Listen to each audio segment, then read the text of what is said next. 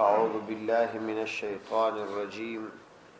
بسم الله الرحمن الرحيم.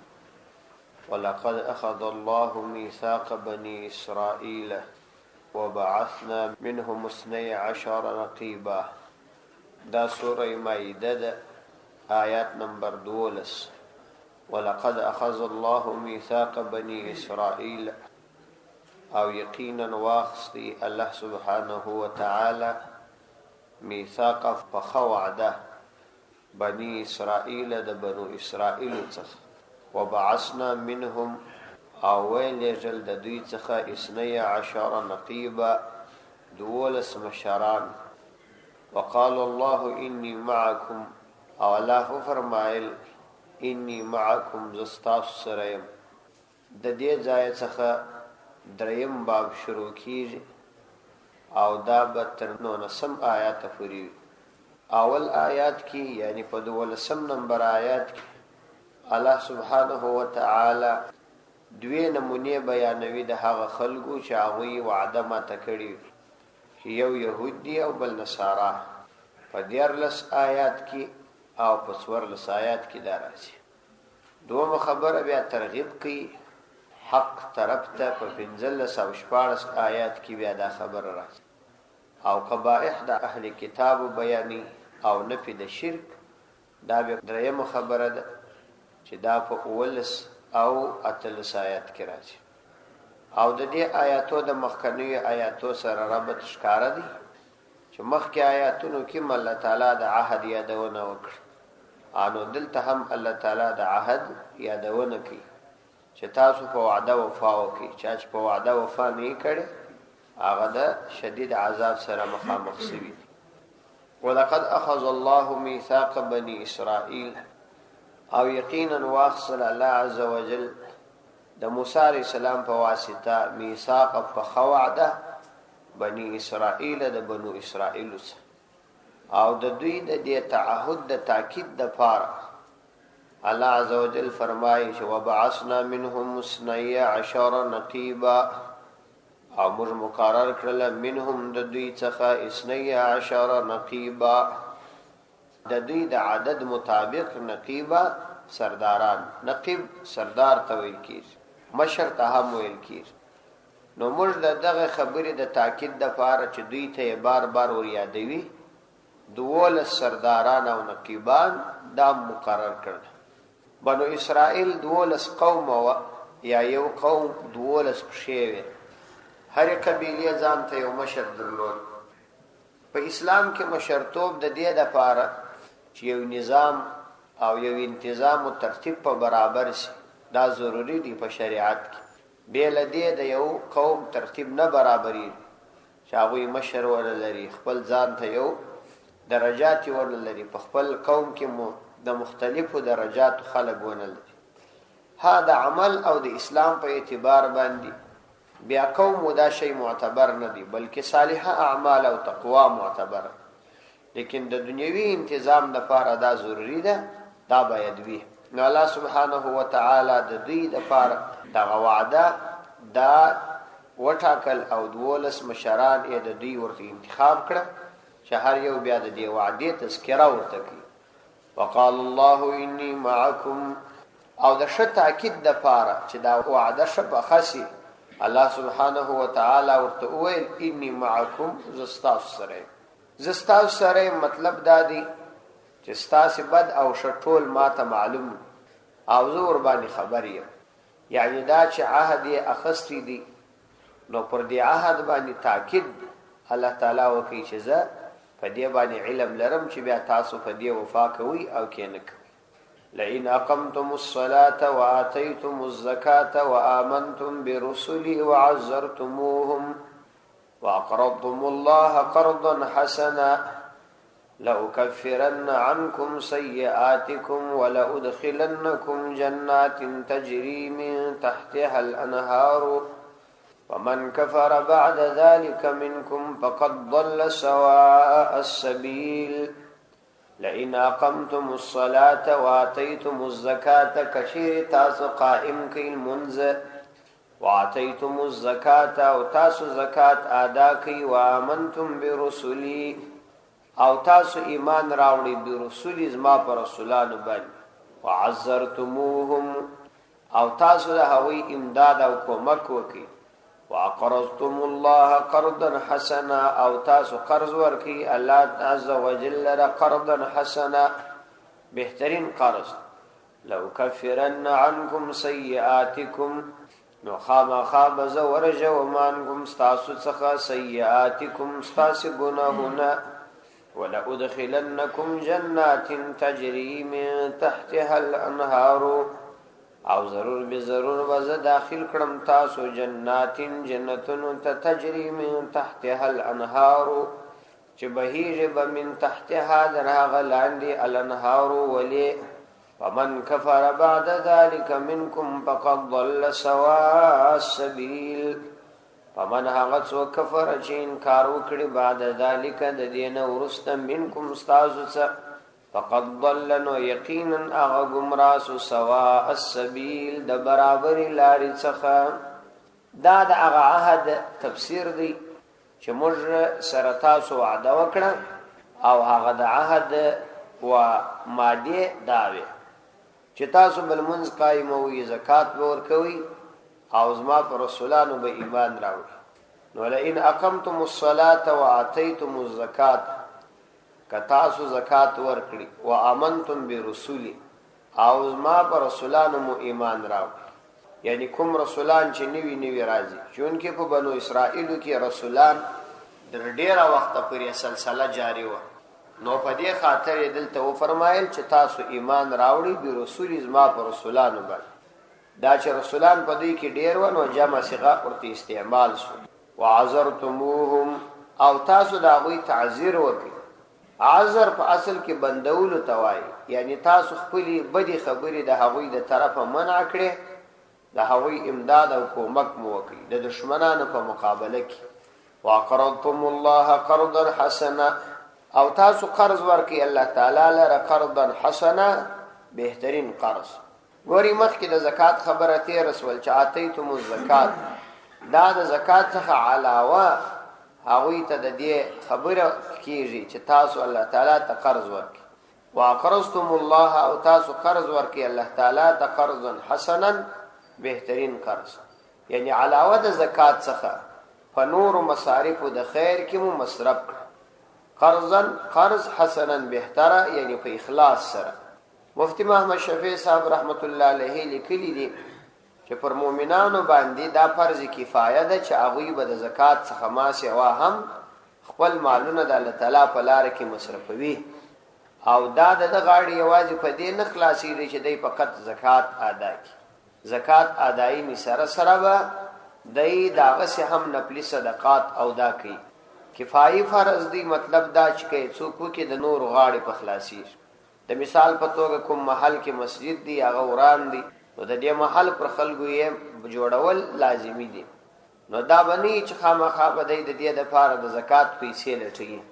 چې چیرې او د زکات لږ پیسې پیدا سي او بیا د یا مدرسې یا مسجد تورک او کله بل ضرورت یادونه ورته وسی نو دی وای ما سره د زکات پیسې نشته مفتی صاحب لیکلي دي چې د دې معنا د په فکر کې داده چې ګواکې زما ذمہ داری فقط داده چې زباید زکات ورکم حالان کې د ذمہ داری دام د خپل مال په نورو شرعي شانو کې صدقات مصرف کې په صدقاتو کې د زکات نماسه و ډېر لوی خیر او برکت وامنتم برسولي وعذرتموهم واقرضتم الله قرضا حسنا او بلدا چې تاسو قرض ورکړي الله تعالی لره قرضا حسنا بهترین قرض په اخلاص سره یعنی دا هغه خیر په کار کې مقصود اخلاص وي ریا او شهرت غرض نه وي نو کدا کارونه تاسو وکړل په دې وعده کې دا خبره شوه لو کفرن عنکم سیئاتکم ولا محاله بذا رجو مستاسو گناهونه ولا ادخلنکم جنات تجری من تحتها الانهار او خامخا بز داخلهم تاسو جنات و جنتون لره تجری چې بهیږي من تحتها لاندې تر هغه الانهار ولې یعنی داسې جنتونه چې د محلات او کوټیو لاندې به ولې بهیږي فمن کفر بعد ذلك منكم فقد ضل سواء السبيل فمن هغه څوک کفر چې انکار وکړي بعد ذلک د دې عهد او پیمان نه وروسته منکم ستاسو څخه یو کس دا کار وکړي یا ګردو فقد ضل سواء السبيل نو یقینا دا کس ورکه کړله سواء السبيل سیده لاره دا گمراه شوی دي د حق لارې اوښتي وبما نقضهم ميثاقهم لعناهم وجعلنا قلوبهم قاسية يحرفون الكلم عن مواضعه ونسوا حظا مما ذكروا به وبما نقضهم فوجد نقض دما تولو ددوی ميثاقهم دخپلی پخی وعده لعناهم مجلعنت ولیجی فاغوی باندی وجعلنا قلوبهم قاسیه او مگرزول دهغوی زرون قاسیه تور يحرفون الكلم عن مواضعه اغوی بدلوی الكلم کلاما مواضعه دخپلو زایوت سخه ونسو او هیر اکرل حظا مما ذکرو دیر لوی حسا مما ده غص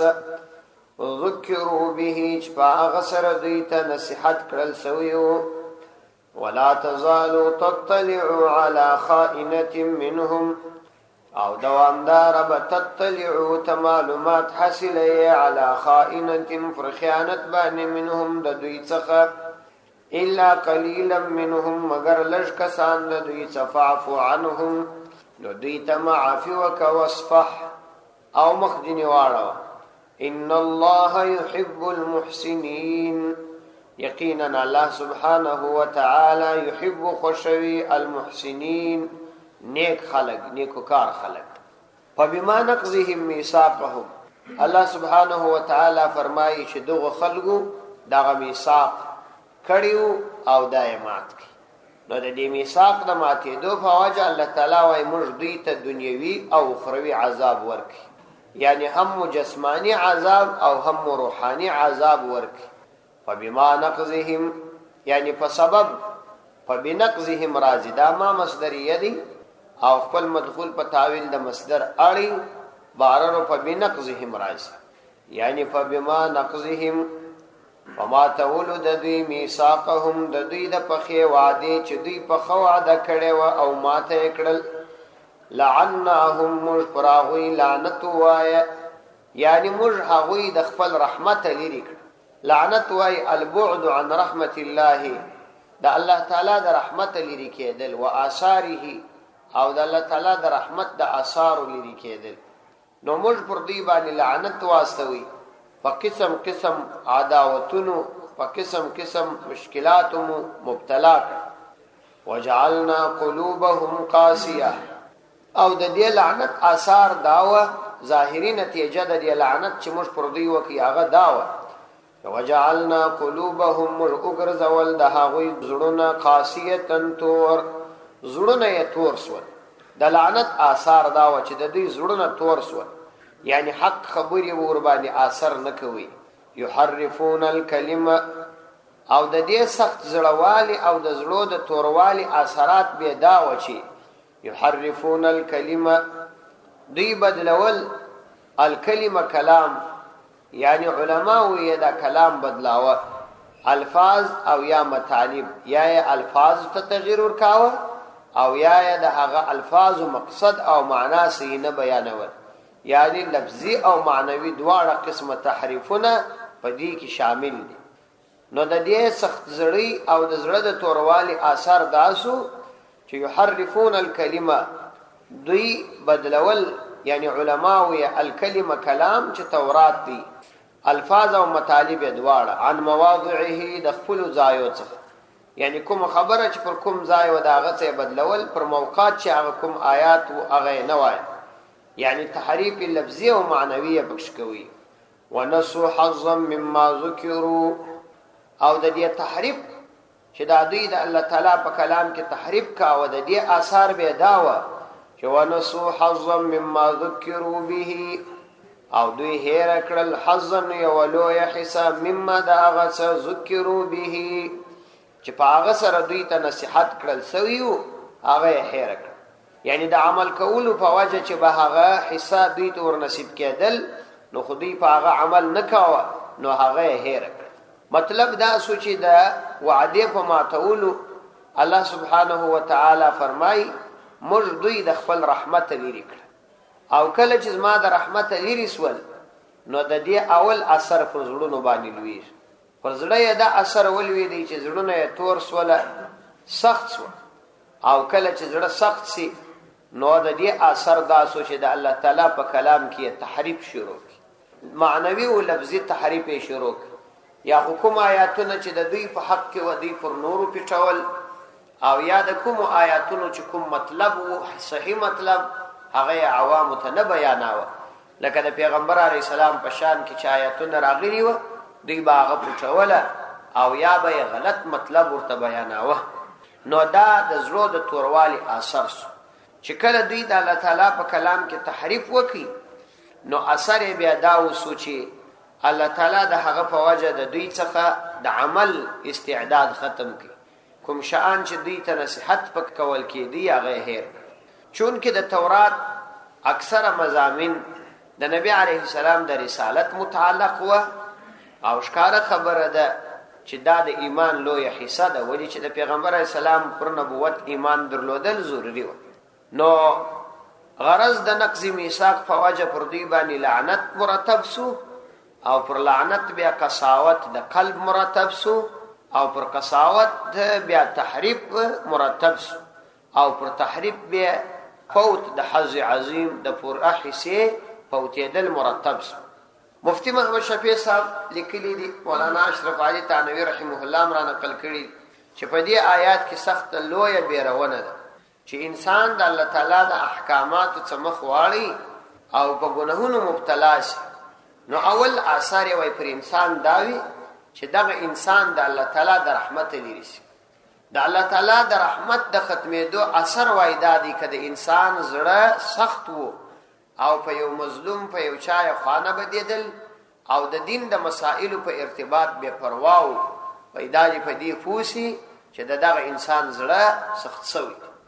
یعنی در ټولو بنیادی شی هغه د دین غم دی چې انسان د الله تعالی د دین غم وکي چې خلک د خدای د دین سره سکی او کسړی په دې خانه بدی وایدا دي په دې پوسی چې د هغه زړه تور شوی او د زړه د توروالي وجه اصل دا ده چې د الله تعالی رحمت او د رحمت آثار جنی منع دي کله چې زړه تور شي نو حدیث کې راځي وایدا زړه د یوې ګناه په وجه داسې نقطه پیدا کی لکه سپین کالی چې یو تور ټکی پیدا کی کله چې یو تور ټکی پر سپینو کالو ولويږي نو انسان هغه ته بار بار متوجي کیږي او کچيري هغه دې ته توجه ونکي او بیا بل پیدا سي نو اسفین ټکر تور ګرځي نو دا زړه د ګناه کولو په وجه وای تک تور سي چې تور سي نو بیا وای د دې زړه کیفیت داوي چې لا يعرف معروفا ولا ينكر منکرا بارنو د خیر کار پیژنینه او بد کار ته بد نه وای نو په دې وجه یې دا زړه د بيدینی طرف ته ورګرځي چې د بيدینی طرف ته زړه ورګرځي دی بس په دې زړه کې دا شان پیدا شي چې هغه خبره چې حق وي او د بيدینی خلاف وي دای هغه خبره د ځان اړي پر بل چا ور پټي کدا بازي د اسلام دشمنان او د کوپر په لمن کې لوي دلی ملایان چې کوپری طاغوت او کوپری نظامونه تاییدوي او د خدای د نظام مقابله کوي او قرآنی آیاتونه او احادیث غلط تعبیری غلط تشریحي او امت تبع داوای چې مستاس علماي د علماي سو درباریان دي د دې کول نه دی معتبر نو الله تعالی فرمایي يحرفون الكلمه دی بیا تغییر ورکی الکلمه و دې کلام عن مواضعه د خپل ځایو څخه ونسو او د دې په وجه چې کله دوی دغه آیاتونه غلط تعبیر کړه نو خدای عمل نسی په کواله باره هغه لوی حصہ چې دوی ته په هغه نصيحت کول کې دی هغه یې هرسي ځکه چې لوی حصہ دا و د يهودو لاره چې د نبی عليه الصلاه والسلام پر نبوت ایمان راوړي انو چې دوی دا عملی نکړه نو خو هرس ول جني عمل ور باندې ونکي ولا تزالوا تطلعوا على خائنه منهم ولا تزالوا او دا يهودان پر دې هم بسوالي نکي چې دوی جنو پر دې باندې بسوالي وکي چې بس ته نور کو نو موږ په کتاب الله کې تغییر راوست بلکې الله فرمایي ولا تزالوا همیشه ته ای پیغمبر علیه السلام تطلع على خائنة منهم خبردار معلومات حاصله على خائنة پر خیانت منهم د دوی څخه یعنی اوس به هم دوی په دې دین کې دا تغیرات اراده کړي او دوامدار به دوی په دې دین کې نوی نوی خبري ایجادوي ولا تزالو یعنی دوی پر دې هم بسوالی نه کوي ولا تزالو همیشه به پیغمبر علیه السلام تطلعو معلومات حاصلوي على خائنة پر خیانت باندې د دې چې د دین په اړه باندې نوی خیانتونه کوي منهم د دوی څخه على خائنة و خائنة یا مصدر دی